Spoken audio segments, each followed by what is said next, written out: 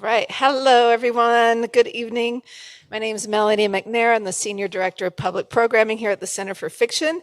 For those of you who don't know us, we are the only literary nonprofit that focuses on the creation and enjoyment of fiction.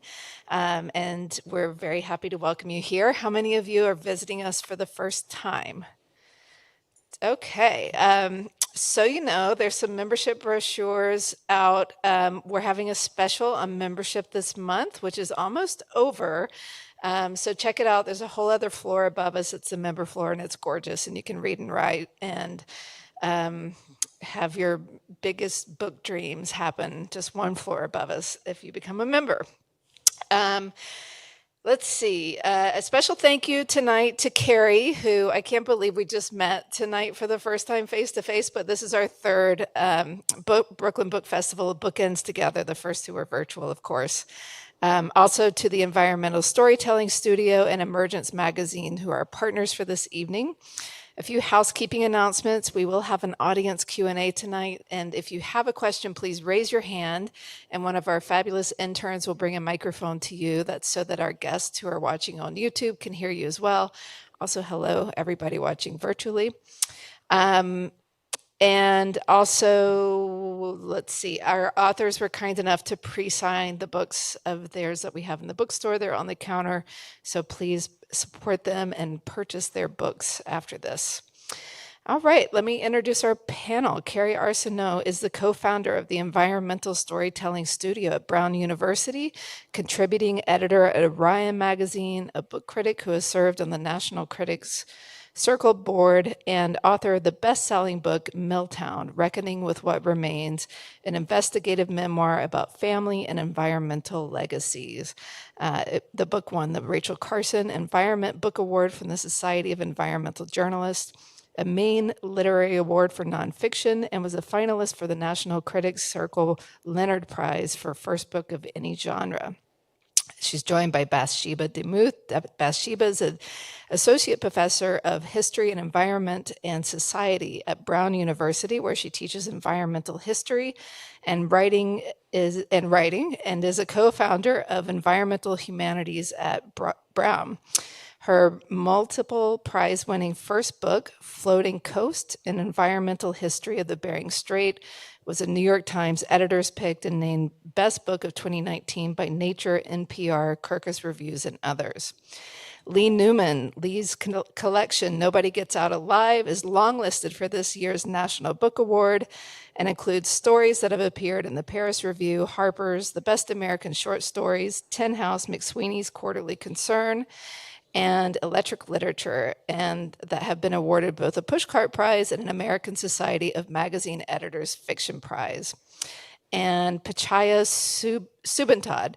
Pachaya is the author of the novel Bangkok Wakes to Rain, selected as a notable book of the year by the New York Times and Washington Post, as well as a finalist for the Center for Fiction, our first novel prize. He has received fellowships in fiction writing from the New York Foundation for the Arts at MacDowell and currently splits time between Bangkok and Brooklyn. Unfortunately, Morgan Talty couldn't join us tonight, but let's give a big hand for the four who are here.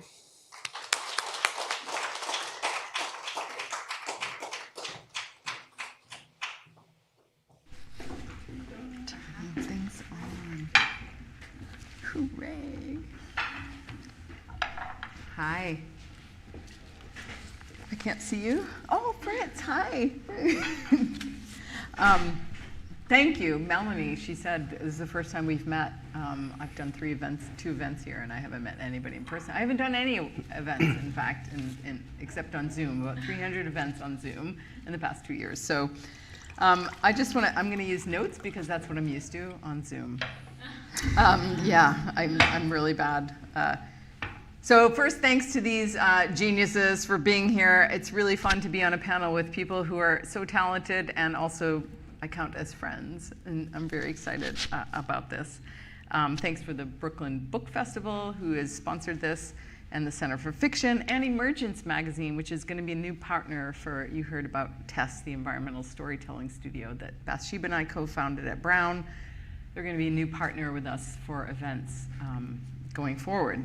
And in part, if you don't know about Emergence, check them out online. They're really great. Part of their mission is to find the timeless connections between ecology, culture, and spirituality. I'm supposed to put this behind me, sorry. And thank you all for being here, of course, and tuning in. I know there's some friends online zooming in, or whatever you're doing. Let's see, this is the third environmental storytelling talk, and I will keep doing it over and over because there's no end to what I don't know and need to know and want to understand. And this is the first year, weirdly, that we've talked to fiction writers, even though it's a center for fiction. It's usually nonfiction. But we decided to say, let's ask some questions to people who are writing fiction. One thing is, I want to talk about this with these particular authors too. It wasn't just like pick a random fiction writer, because they all have really different perspectives on how to teach, tell, write, and discover environmental stories. I know everybody here is a teacher in some capacity, and they're also a writer. Ones that bring more attention and better attention, perhaps, to environmental disasters or a climate crisis, and the staggering depth of both. Those two terms, disaster and crisis, is kind of part of the storytelling problem, which maybe we'll get into. So the first question being, what role do you think the environment plays in your work? And anybody can start. I'll start. Okay. Every role. I think actually my writing completely starts. I mean, sometimes I feel a little slow on the uptake, and I'm just going to say that right now. Environmental storytelling. Right. What does it mean to you? Eva? Right. Like I was hoping you were going to define it. Well, I was going to, but I scratched it out. Yeah. I just want to know. No, I can describe it. Define it because I'm actually going to help them with their teaching thing, but I know what it means, but do I know what it means? Yeah, I have some words, and I skipped it. I actually crossed it all out. It's right here. We were having tacos, and I said I'm just going to scratch it all out. But I would say... Because then I really do think every single thing about my thing is about the natural world. I think so, too, but I just want you to define it, and then I feel like I can answer the question. I might not define it, but I'll tell you what it is and what it isn't, at least to Bathsheba and I, maybe. We started this environmental storytelling studio as a place that we can sort of help academics write better stories about the environment. Because what we found as a book critic, myself too, is that there was a lot of great information out there, but the stories that were coming through in books weren't exactly reaching us in any kind of emotional or a significant way.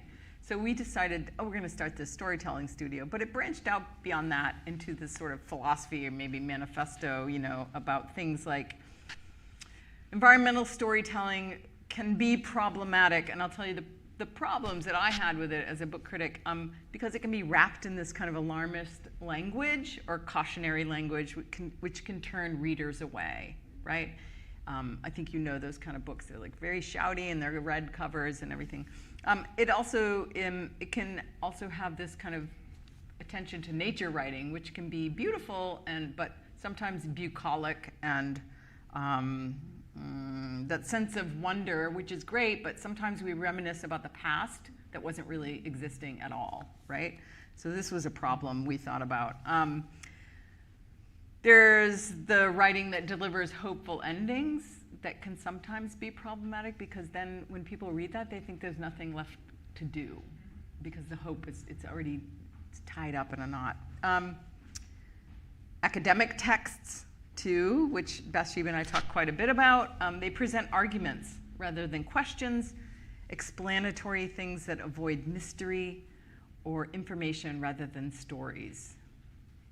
I mean, those are some of the sort of things. There's also writing that doesn't take into consideration the people or places that are harmed. So these were the things we're sort of thinking about broadening. Yeah. Does that make sense? For sure. Yeah. Yeah. So I said it anyway. I crossed it out. No. But I mean, I think that the only way that I guess where I'm translating it in my own mind is like, I've always written about my environment. I don't know whether I thought about it as environmental. Right. Like so much of growing up in Alaska, living in the deep bush. My dad was a bush pilot, and we would go into places that don't exist anymore, in the sense that like there were no other humans. You know, that was a real thing. Like, and there were no radios, and there were no cell phones, and there was, you know, I think it really like imprinted itself on my imagination. So it's difficult for me actually even to think about writing without thinking about natural place. Right.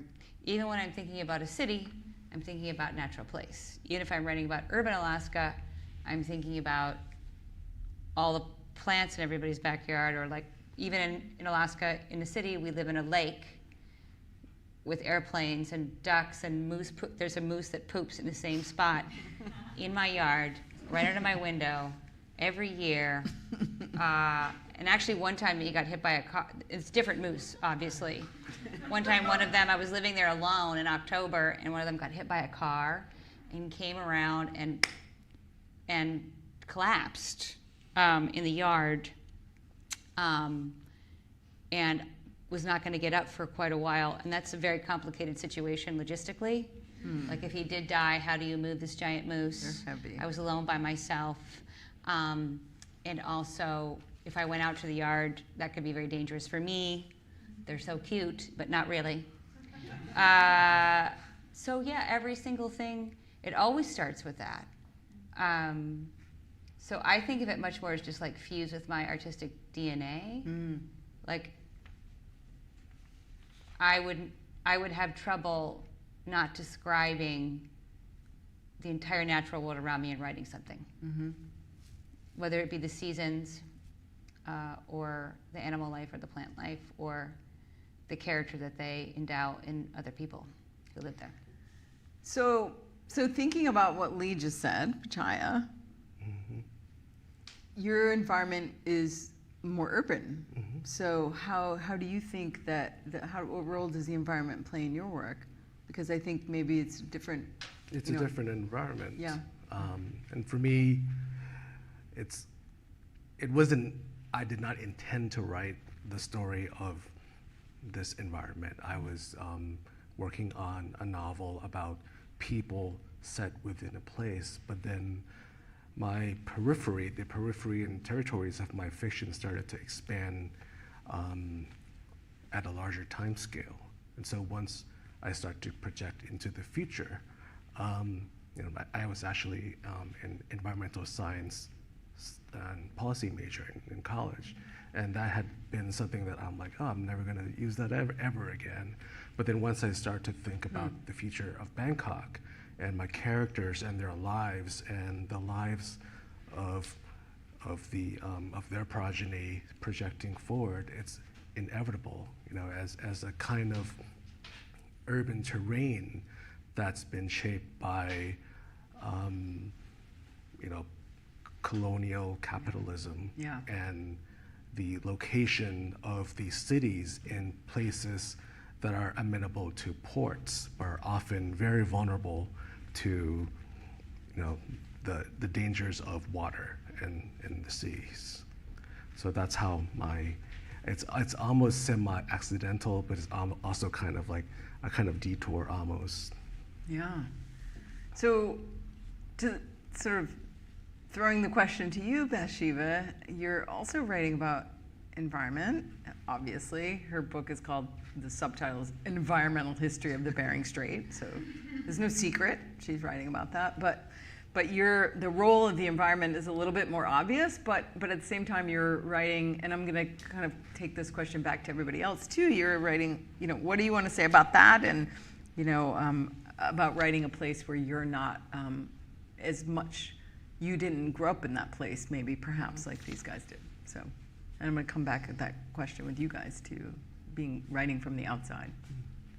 So I should two-part question. First of all, clarify that I'm not a fiction writer, and I need to clarify that in case anybody at my home institution is on this Zoom, so that they don't revoke my tenure. Right. Good point. I do, in fact, write nonfiction, which means I have lots of guardrails that fiction writers don't have. Right? I just, there are things that I can't do. I have to be able to find it in some sort of source. And the way that historians are trained is generally to think about people as kind of floating out there, able to do stuff, completely detached from the places that they live in. And I have, perhaps due to a total failure of imagination on my part, never been able to understand that or see the world that way.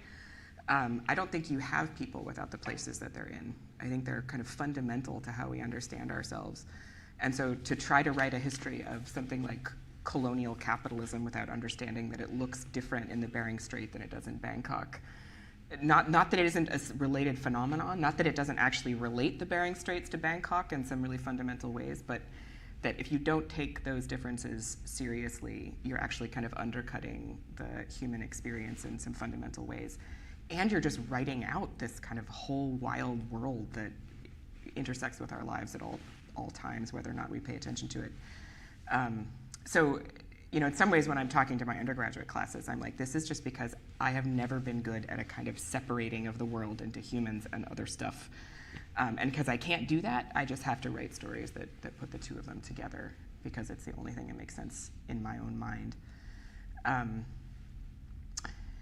And I think that part of the reason that I think that way has to do with the relationship that I have with the place that I spend the most time writing about, which is northeastern Russia and northwestern and kind of central Alaska, all the way over to what is now Canada. So the Arctic and subarctic, broadly speaking, which is not a place I grew up. I grew up in Iowa, which is cold, but not that cold. But I moved up north when I was 18 and spent many years training sled dogs before I finally got around to going to college.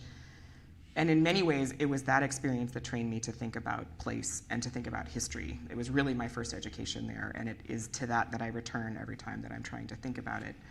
And not just return in a sense of like, how do I think about this better, but what are the obligations that I have to this place because it was kind enough to host me for all of those years, and what is it that I, with the kind of limited particular set of talents that I have, can bring back to it. And that's a constant discussion, right? You want to make sure you're not getting in the way of other people. You want to make sure that you're not overstepping your bounds, and you want to make sure that your position as an outsider is actually, bringing something or taking work away from people who are tired of explaining that they don't live in igloos, right? That's a job I can do. Yeah. So thinking about that is a big part of how I negotiate that relationship to a place that I only live in part of the time.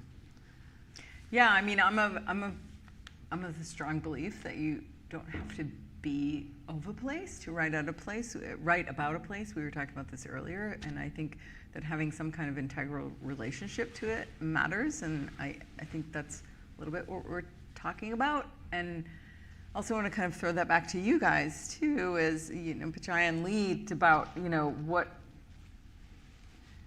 you grew up in these places, but you no longer live there, such as my book, the same thing, going back to Maine and writing about a place where I no longer live, but I have much attachment to in many various ways, or a relationship with. But I want to know what do you think about writing about a place that you are not there full time or not quite attached to, or what do you think other people think about your relationship to that? What do other people think about your writing? So you can answer either of those or make up your own answer to that question. Well, I do tend to think that I write from this in-between state. And it's kind of this, when I go back as a kind of visiting native in a sense. And there's a sense of familiarity because when I'm back there, I'm returned to the Bangkok of my youth. But also I'm distant in almost a journalistic sense. And that's that space for me allows me, I think, to then see some things that my family can't see all the time or they take for granted. I think that's how I begin to collect stories in trying to make sense of this world that's also that's familiar and yet also strange. And I absorb, when I'm back there, I'm absorbing the stories from my grandmother. She talks about, seeing a flooded Bangkok after World War II or during World War II. and student protests that my aunt and uncle participated in. Then I'm reading history books because I like to read and I can read in Thai. So I also then would just go bookstores and just grab any book that I can find because I wanted to learn more. And so it's just over the course of 20 or 30 years of just collecting and keeping these stories, and they somehow mold together and emerge in my fiction work. You know, it's what he said about being close and then distant and close and distant. I think that's in all of our work. And particularly Lee's too, and mine especially. But like that distance and proximity can give you such different perspectives. And so I wonder if you want to talk about that too. I actually felt like Pachaya summarized all my feelings about Me it. too. I was like, I don't me feel like maybe too. We have should go nothing home. left to say. I know. But I, But Alaska in particular, though. well, I mean, maybe. Alaska is, you know, I try not to worry about what people think about what I'm doing because I think that you said like think about what other people think about your writing. I mean, Alaska is a small community. We were just talking about like two names. She's like, "Do you know Lorelai?" I was like, "Oh yeah." And, I mean, literally, we didn't even get to the last name. Yeah. The The person. Lorelei. Yeah. And it is true. It's really small, and I get a lot of reactions too when I come home and people go like, "Were you writing about that party in 1972? Jimmy came over and shot a watermelon with a BB gun." I'm like, "No." But everybody sort of reads themselves in it. Everybody knows who I know, and if they don't know who I know, they know my brother, or they know, you know, my dad, or they know the dude that worked with my dad in the Native Health Service, and it's just like, really, it is a kind of I'm not joking when I think of it as like a family thing, even though these people aren't in my family, right? I probably go back, before the pandemic, I was going back a lot. And then after the pandemic, I mean, obviously I didn't go. And I've been going maybe, I went for 2 weeks in June, and I'll go back again. But before that, I was also writing a lot of the book in Skagway, where I didn't grow up. So that's my new Alaska. So I grew up like in Anchorage in the city, and then I grew up a lot in the deep wilderness, like with no people, and like my dad and me. But in my later life, I was invited to Skagway by this really generous people who run a thing called the Alderworks. They said, "We're going to start a little art community, and you should come out here and write in a cabin." I said, "Fine." It was nothing like the cabins I grew up in. The cabins I grew up in were like plywood with like fiberglass insulation drifting down over your head as you slept, like little sparkles of pink insulation, Like this. and like blue tarp on everything, and like bits of snow machine, and like, you know, just, you know, my dad and I just we built a sauna, and it was like visqueen, you know what, thick plastic sheeting over an old barrel stove we found, and it almost burned down the cabin that was made out of plywood, like, nya. Their cabin was like beautiful with gorgeous logs. That's why I call it NPR Alaska. I love going there. And beautiful logs, and there was like a sod roof with wildflowers growing. You know, I was like, I love it here. I'm never leaving. And they thought I was joking, but I didn't leave. I just kept coming back and writing there. I was like the dream of Alaska. And they even had an electric fence to keep out brown bears. And I am not kidding you. Yeah. And it just eliminated many of my childhood concerns. That's pretty you know, much when the the only cabin I Alaska. grew in, you'd wake up in the middle of the night, you go, I'm going to go out and pee. And it was through these high berry bushes to this outhouse. And there's just so many big brownies. And you're just like, I'm going to make it. I'm going to make it. You know, you're supposed to carry a whistle, but, you know, it's the middle of the night and you're a kid. Half the time I just peed right by the deck and pretended it didn't happen. But, you know, this outhouse, it's not even an outhouse. It has running plumbing. Anyway, what I would say is I think I adopted a new Alaska, right? When I go back home, my dad doesn't have airplanes anymore. We don't go out to remote Alaska anymore because he had a heart condition and we had to give up the airplanes. And I don't have the psychomotor skills to run an airplane. I can hardly drive a car, and my brothers didn't do it. And so it's actually robbed me of that like really remote thing, except for occasionally I'll be able to do it. And the city of Anchorage has changed radically in ways that when I go home, it's so different. You know, the way meth has taken over, and a lot of drugs, and the opioid crisis, and crime, and a lot of other things, and loss of population, and a lot of building.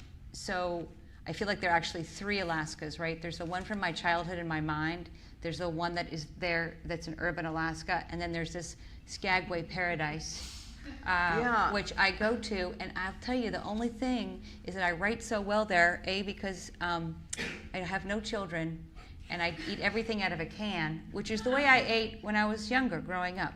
There's something very comforting to me about eating smoked oysters out of a can for dinner and sort of flinging it over your shoulder. But also there's a creek, the Taya River, that runs right by it.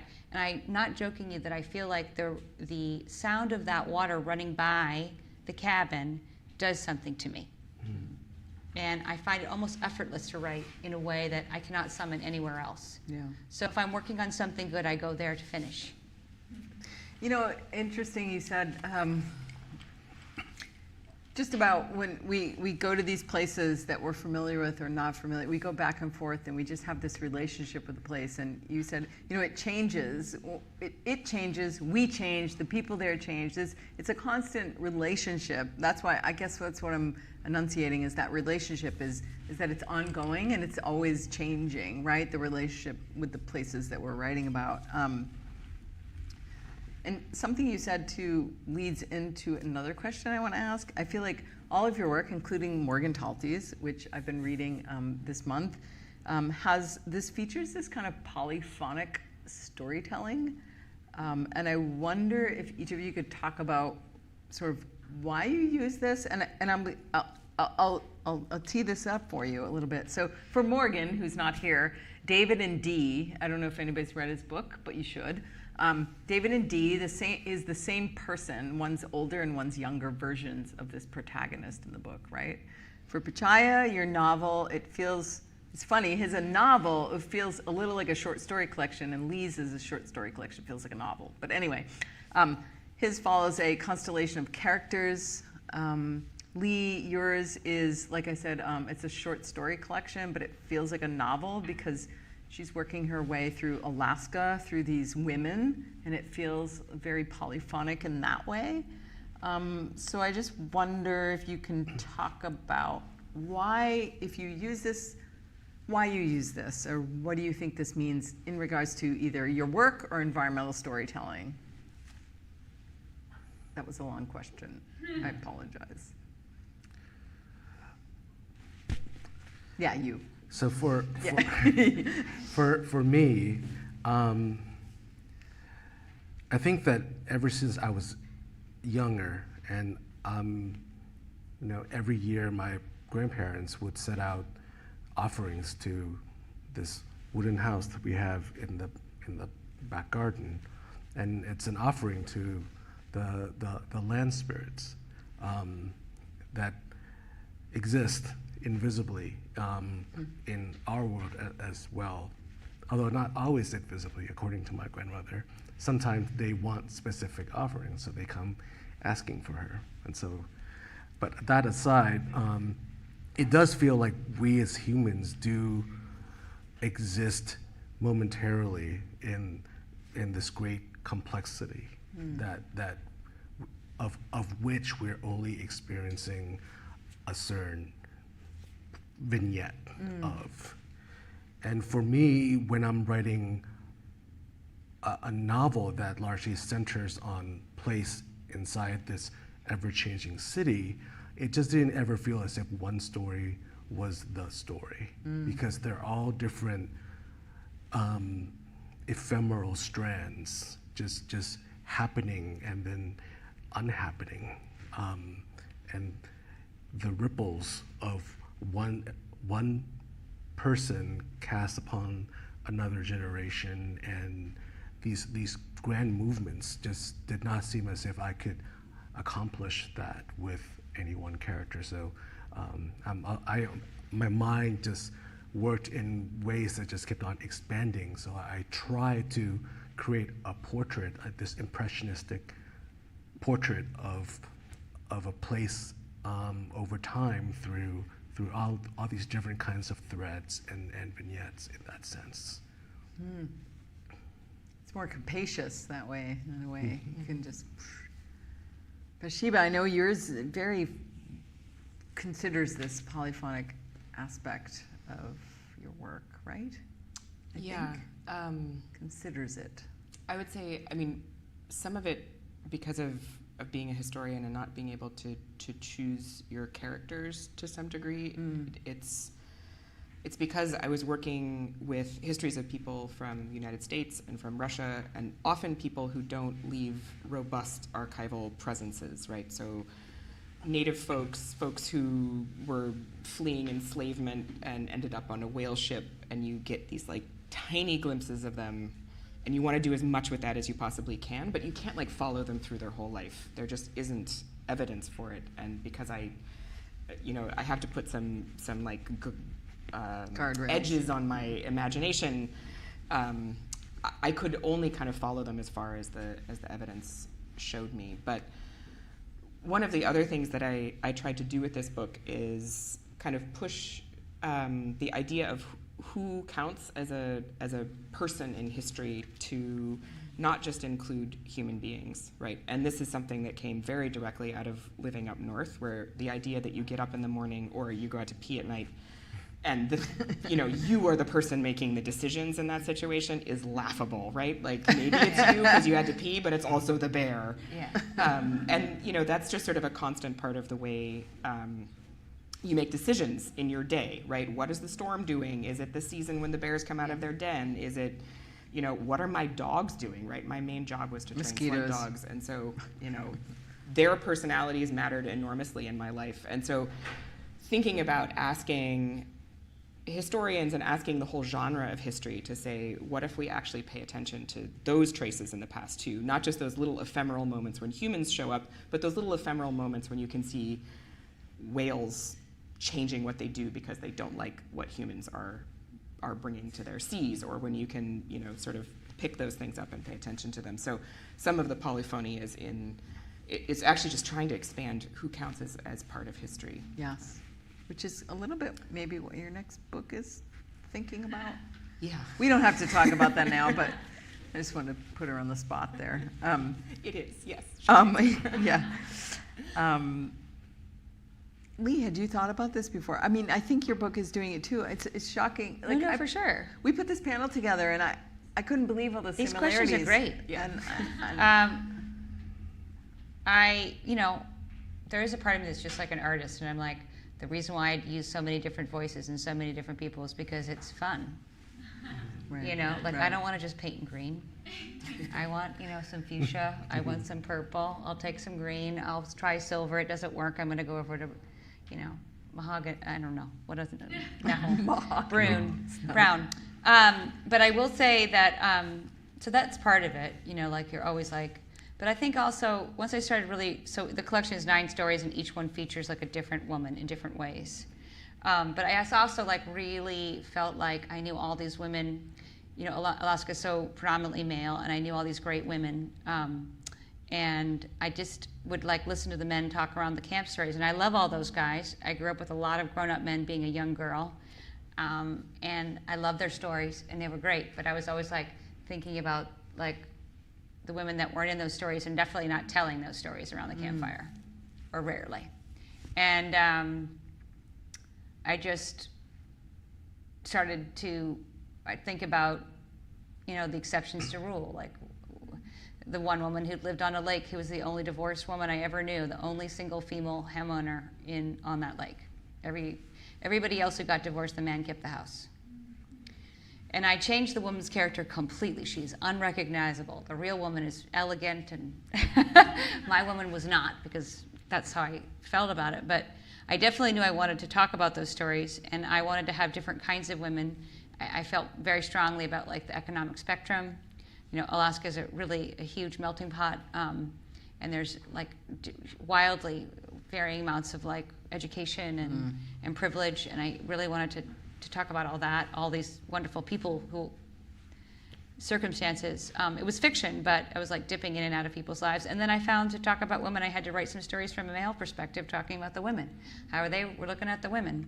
And there's just a humongous, rate of domestic violence and against women up there, and sexual assault. The numbers are horrifying. And I wanted to talk about that in the same kind of the way that I wanted to talk about the environment, which is never at the heart of the story, but always at the edges, always at the edges, you know? So, yeah, I was trying to kind of, and I was also moving in out of times, like the difference between the women in the 70s that came up with dreams of freedom and the difference between 1915 coming to a railroad camp, you know, and, you know, what kind of freedom that was or wasn't, versus pipeline days, and, you know, what happened. It's like a conglomeration of women. Yeah, of I was like- doing it through yeah. time and circumstance, economics, education, and opportunity, honestly, but always with that thread of like, there are a lot more men out there than me, and there's a lot of firearms, there's a lot of alcohol, and things are heading maybe not in a great place, but what can we keep doing to keep going? So yeah, that was Speaking of, I think all your books also have that in common, is this sense of menace or estrangement, whether it's implied or actual. And I feel like, and Morgan Talty's book too is always there, is just on the edge. There's this sort of menace, and I was thinking about that in terms of environmental storytelling and like what, maybe I don't know what my exact question is. I'm going to quote Emily Rabateau, who has already placed one question in this thing that you didn't know. I forgot to quote her, but I met with her earlier today. She was on this panel last year. She said last year, art is a soft pathway into a dark subject, when we were talking about environmental storytelling. And I wonder, isn't that great? I know. I listened to it the other day, our talk from last year, and I wonder if you can talk about how this darkness, or maybe this menace, can drive your storytelling, and where does it lead? I like talking about menace. in an environmental. Yeah, or whatever you just feel like any- talking about. Yeah, I know that was a compound question, but yeah, your storytelling, menace. I feel like, I guess I'm just saying that because I think the environmental menace is kind of in the background, right, of everybody's stories here, or even in the foreground, but it's definitely in the background of yours. Like Lee, there's like women melting and glaciers melting, right? There's like, you know, there's No, like I tried to do little things like we didn't used to have we didn't have a fall when I grew up. Right. Like there was just a day the leaves would fall off the trees. It was like a 2-day period, and then it was winter. Right. And we used to, I mean, I remember we called the spring the breakup. We didn't call it spring, and it happened like in late May. Yeah. And I remember people going really crazy and being really angry and doing all kinds of crazy things by the time May would roll around. And like a couple of years ago, I went out to Fairbanks to see my brother, which is pretty far north, and we were actually going dog sledding. And and it was like by the time I got up there, it was like April 1st, and the breakup was over with. I mean, I brought all these cross-country skis. I got my kids, nada. And those are the kind of little things I want to talk about. Yeah. Or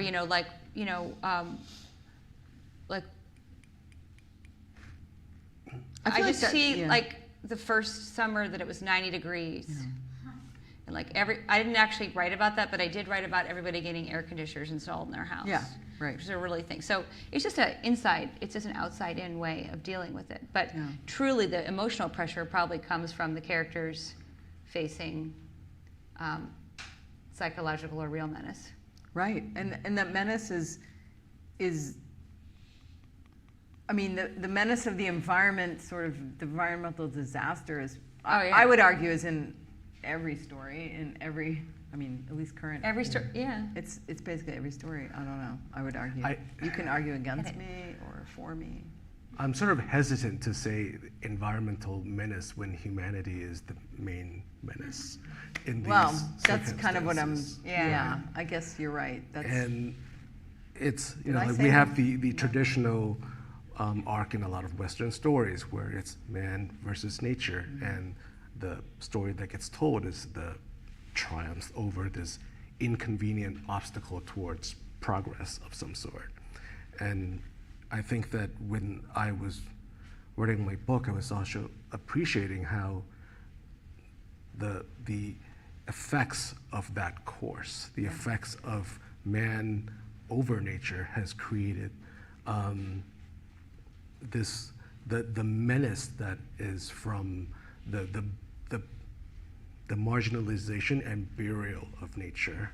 So for Bangkok, for example, which is a low-lying swampy area that a city had been paved over, the traditions and society of Bangkok that at that time was organized around water.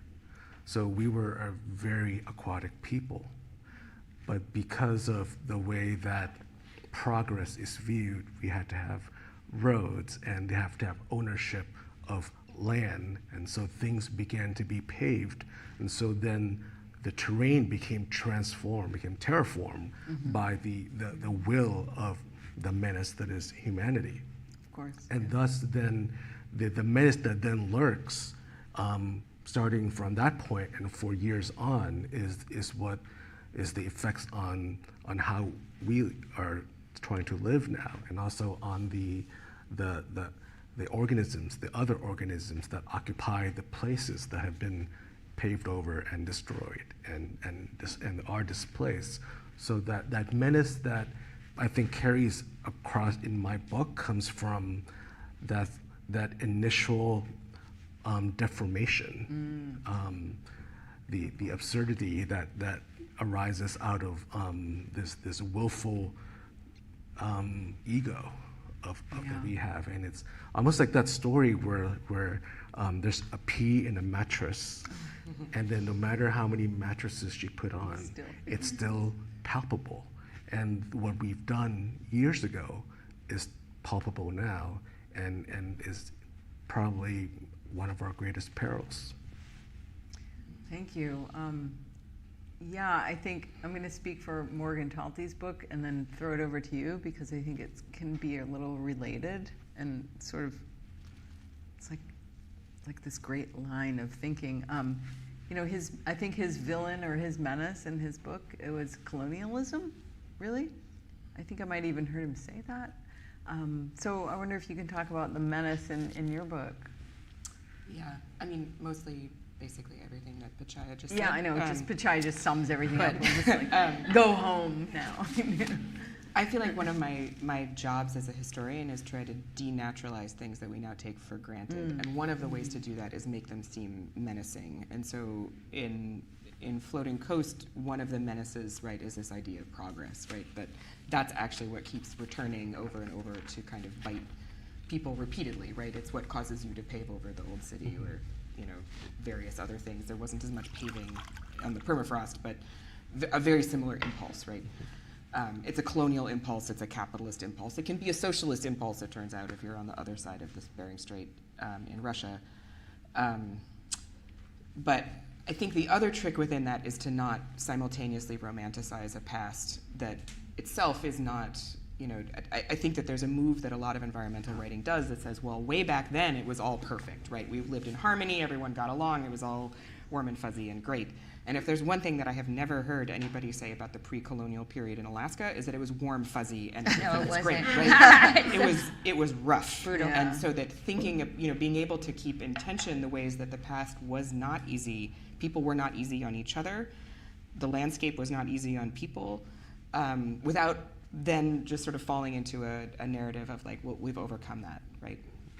And to me, that's actually one of the kind of constant tensions of working in this sort of environmental/historical space, is having people think about the past as not a thing we can just return to in an uncomplicated way because it was great, and not think of the future as automatically better than what we have now, which makes you a lot of fun at dinner parties.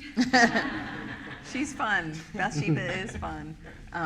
Which is a last question I would ask, but we only have a sort of minute. But I want to make sure that there are people out there that if you want to ask questions, I get to your questions before I ask more of my questions. And Emily Rabitos, which she tweeted a question to me, which I probably will ask eventually. But we're at 45 minutes, and I've been told that we should see if there's any questions yet out there. I have millions more, so it's not a problem if you don't have a question yet. Does anybody have anything? Raise your hand. No, I have more. I'm gonna go into anybody. It's really hard to see the light. Sorry.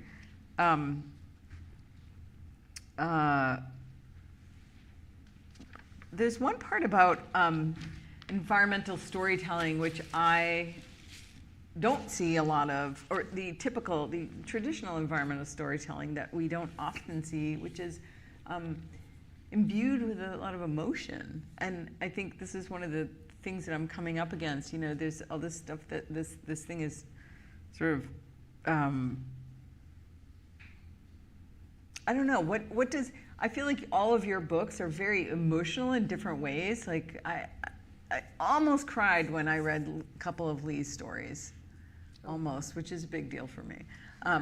And I just wonder, what does emotion have to do?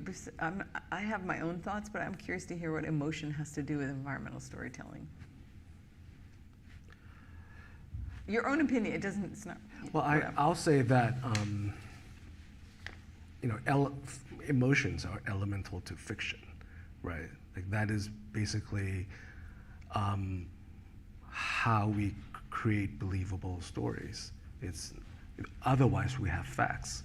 You know, facts are a kind of consensus of beliefs, right? Like but then emotions are what feel true to us, and facts exist on this sort of external plane. There are things that we kind of wield with authority, but emotions and the stuff of fiction operate in this plane of belief.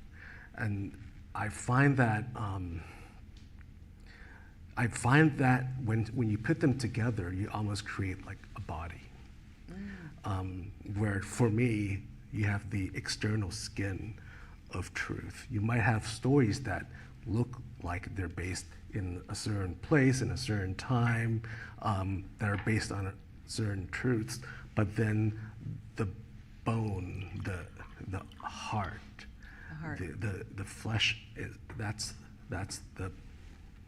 the make-believe that makes something feel true. Something might be a fact, but it could not always feel true.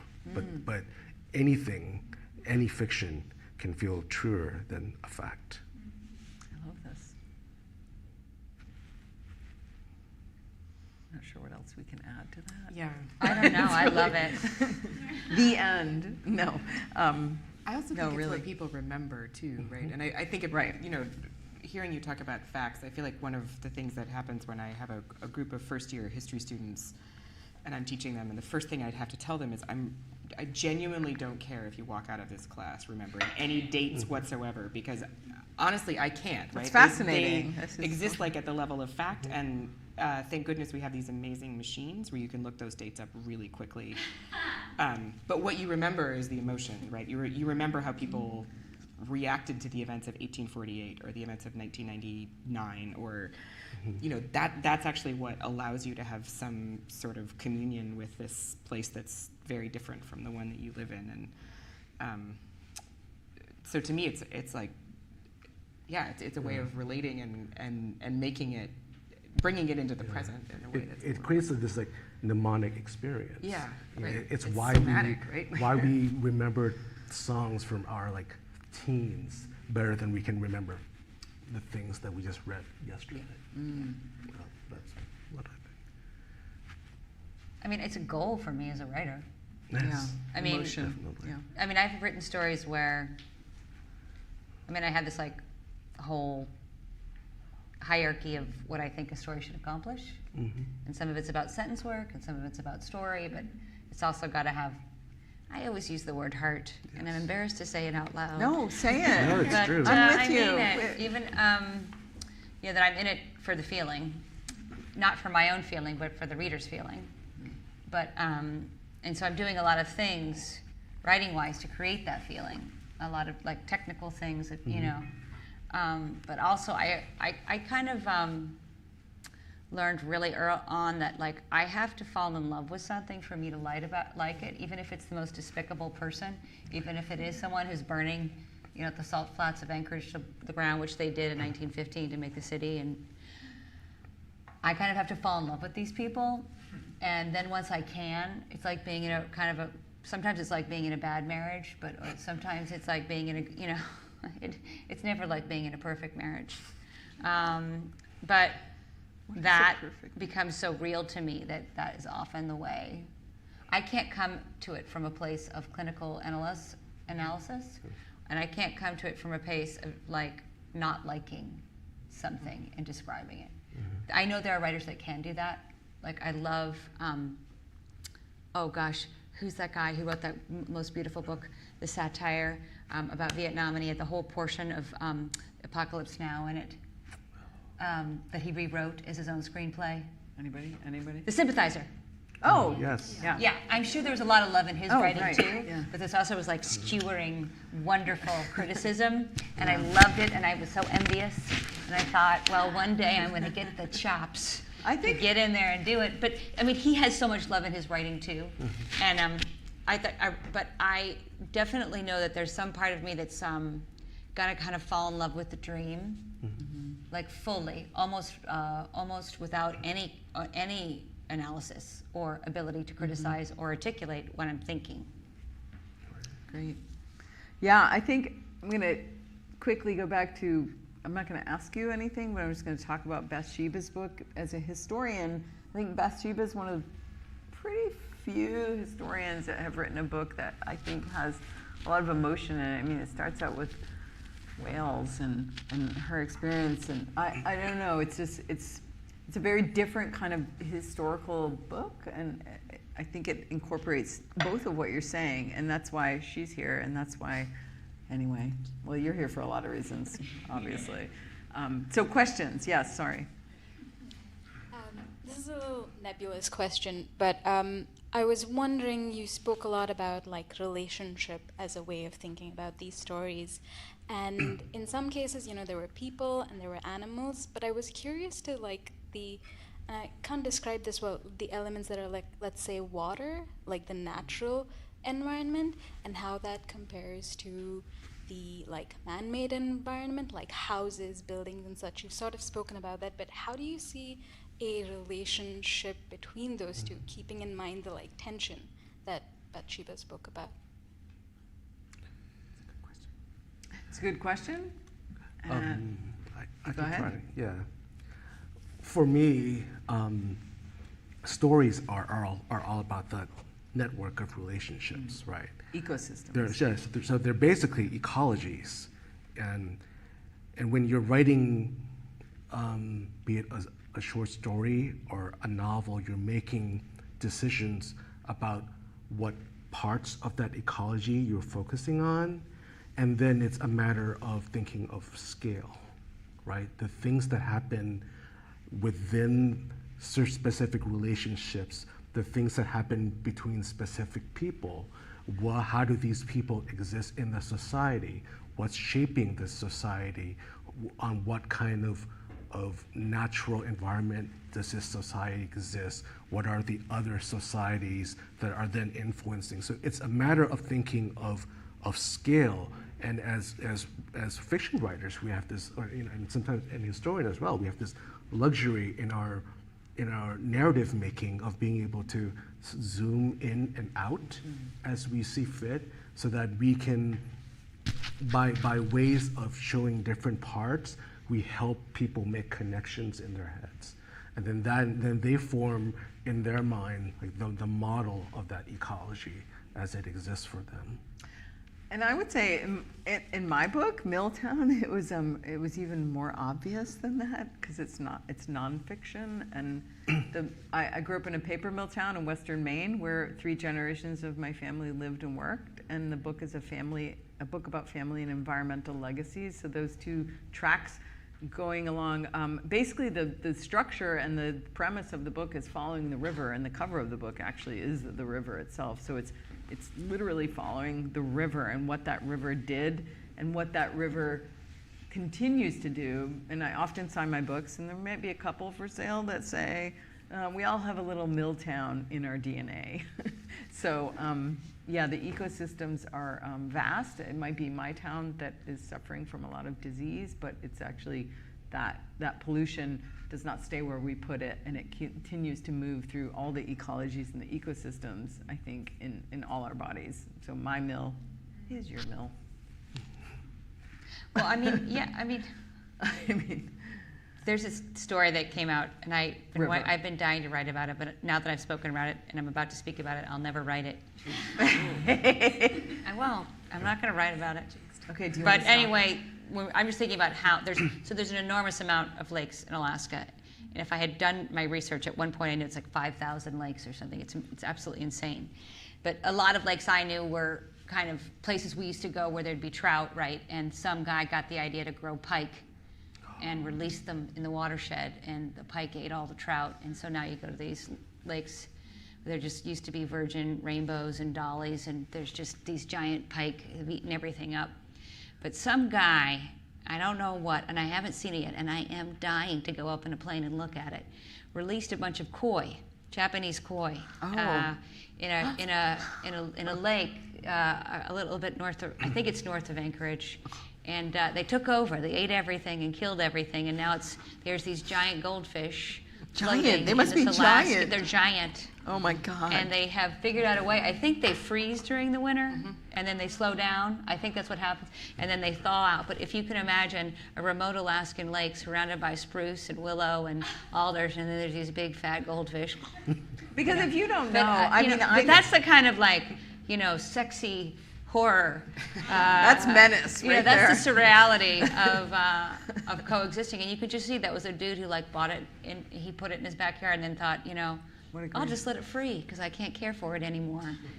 I don't know if you all know this, but maybe this is a myth, but I think goldfish grow to the size of the container. So if you put it in Alaska, It's real Dude. big. You would not believe how big cabbages grow. it's big.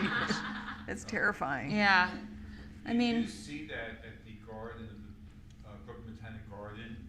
I mean, 15, 18 They're huge. Goldfish. yeah, Lots of them. Scary. I know. I don't want to diminish koi because I'm worried that it's like a special kind of goldfish, but regardless. It is crazy. Those pike I was talking about, sometimes we used to do something. This is how big they would get in Alaska. We would take a beer can and put it on a fishing hook, like a crushed beer can, like a Ole Gold, and the pike would just, try and get that. They'd eat whole ducklings. That's how big they were. I love doing this. I think you could just I feature, love fishing for we pike. could just feature a whole talk on menace in I'm Alaska. just, okay, fine. But I'm just saying, how things get distorted. Yeah. How things get distorted Right. when we leave our impressions on these things, and our small actions become giant things without us realizing. Is I guess the point I was great trying to example. say. We are an ecosystem. Yeah. Yes. How do we interrelate? But and I just picked ones that were exotic examples. But of course, there's thousands that are far more mundane that you would capture in history.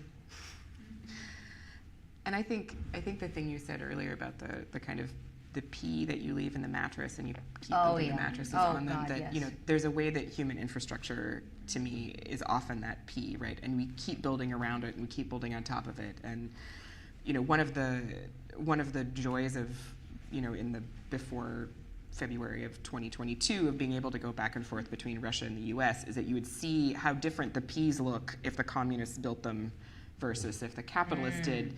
And it kind of makes you see both of them differently, and the accretion of if you have Soviet-style apartment buildings, that actually changes the way people relate to each other. Because, for example, you can't turn off the heat in an individual apartment if the Soviets built it.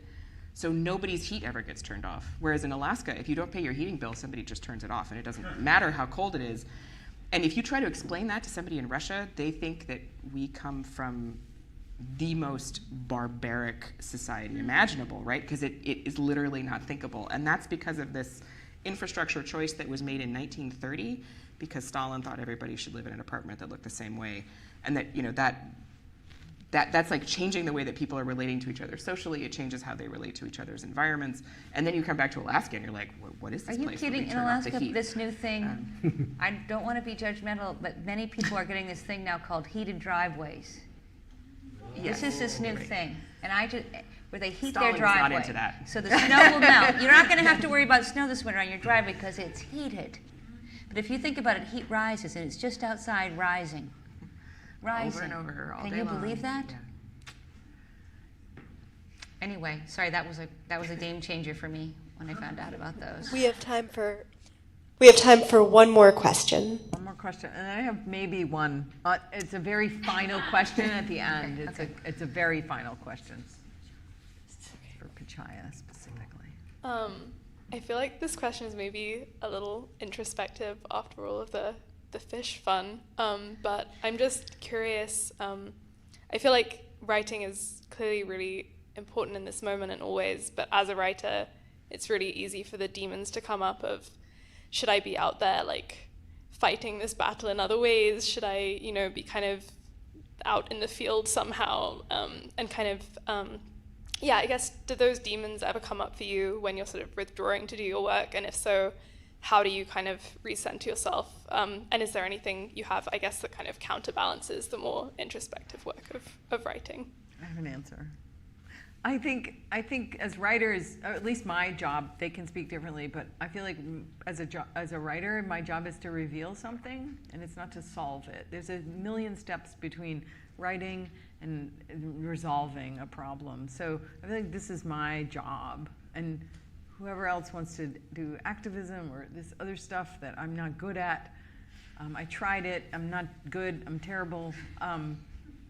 That's how I resolve it. I'm like, it's one step. And I've actually done graduate studies in this too, conflict transformation and the steps involved. And there's many steps between revealing and solving. So I feel like I'm just this teeny beginning of it for me. I mean, I feel like every activism I've done, I when I was 16, my mother moved to Baltimore, and there was the Exxon oil spill. And I was I can't tell you. I think I went a little crazy. And I didn't know what to do. And I went and bought all these marigolds. And I sold them to raise money to clean it up. And it was like on TV, in the lower 48. This was a real story. Alaskan girl sells marigolds to save the Exxon oil spill. You can't make it up because it was nonfiction. That's right. And, I came home and... If you wrote that, nobody would believe it. I know. I can't even believe I'm admitting it. But I was very young. I was like 16. I was so enraged and so upset. And my dad and I remember flying over the water and you could see the oil everywhere. And Alaska was in a state of very deep economic depression in 1986 that lasted through the oil spill. And what happened was all that oil money came to clean up the spill, and it saved the Alaskan economy. So I had all these friends that were not able to go to college, that had lost their homes in foreclosure, who were living in trailers, from age 17 on, because the bottom fell out. And they were saved by the oil spill. And they went and cleaned pebbles, with paper towel for $20 an hour. And everybody, in a way, in this very perverse way, was grateful for the oil spill and that it had saved the economy again, just as oil had in the 70s. So it was the cleanup, not the production of oil, that turned things around. And what am I trying to say about this? I guess I don't know what I'm doing. I'm just trying to offer a window into the complexities of what it is when you are really devastated. And I think that's the word I have for it. I'm beyond angry. I'm devastated. And I don't know what to do. And so I'm writing about it just to say, hey, here it is. I don't want to be alone with this anymore. Please join me. That's great. I can tell you what I tell my undergrads, which is that, and I mean that very seriously, is that the scale of the sort of combined crises, if you want to separate the climate crisis from the inequality crisis, from the fascism crisis, from the extinction crisis, or if you want to lump them all together under the omni crisis, however you define it, is so large that it really doesn't matter what your talents are. They're needed out there somewhere. And so figure out what is it you can keep doing without absolutely just falling down, right? Yeah. Because that sense of despair, that sense of being beyond angry is going to come up. Does that keep you from being haunted by is it enough? No. But I actually think that's okay, right? Because I think that the job of the time we're in is to understand that hope is insufficient and that despair is unconscionable, and you just have to keep in whatever that middle line is all the time, and that's not always comfortable, and that's okay. And also get some really good friends. That's really critical. Anything else? Anybody?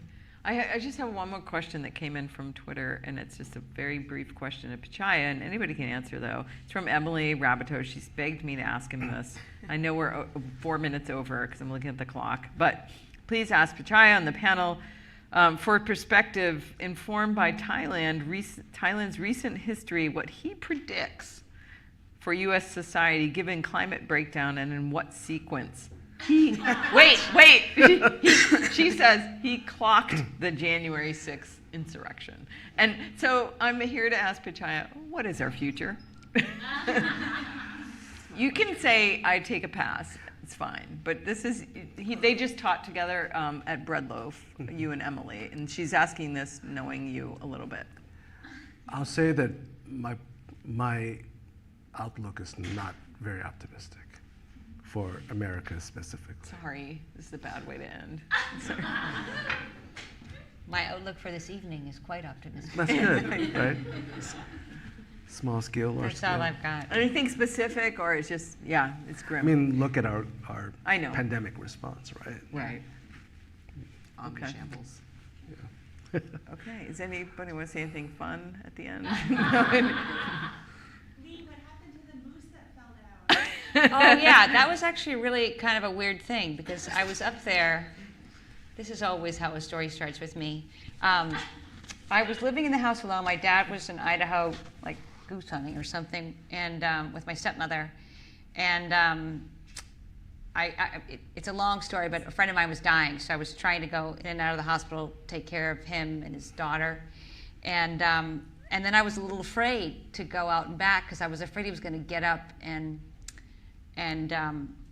charge me, which is what happens when moose do. And many times, that's happened like many times to my brothers and stuff. And so I stuck around the house for a while. I mean, like 2-3 days, because I thought, well, I parked my car around here, and there was no way to get to the car because I stupidly didn't put it in the garage. And then I called some friends to see like who can pick up, a 2-ton moose dead in my yard. And I took a lot of videos of him in the dining room while I sat there writing. And then he got up and walked away. And I was so happy. It's a good ending. I think he needed to rest. I'm not kidding you. I really do think this happened. A car hit him. There was something wrong with his leg. I looked at the video a lot afterwards. And he gave this look to me because I was right there when he collapsed. He went around back to that spot where I talked about where the poop is, the moose turds are, the big pile of turds were, and it's like he must have known that spot. Oh. It's by this blue spruce below my bedroom window, and I was sitting in the dining room and I watched him come and he just kind of collapsed. And he just got up and walked away, and I saw that too. I guess that was probably a lesson. If you just sit tight, you're going to see a lot of things. And he limped off. He needed to rest, and I guess he thought that was a safe place, and I guess it was. Don't forget to buy all their books. They're amazing. Terry's book. That's what Melanie's going to say. That's a good ending. So the bar will be open for another 20 minutes or so. If you all want to mingle a little bit, just rush over there and grab a cocktail and grab copies of the book, and we'll hang out there. And thank you all for coming, and thank you all. I learned so much about Alaska. It was really cool. And we'll see you again soon. Thanks. Thank you.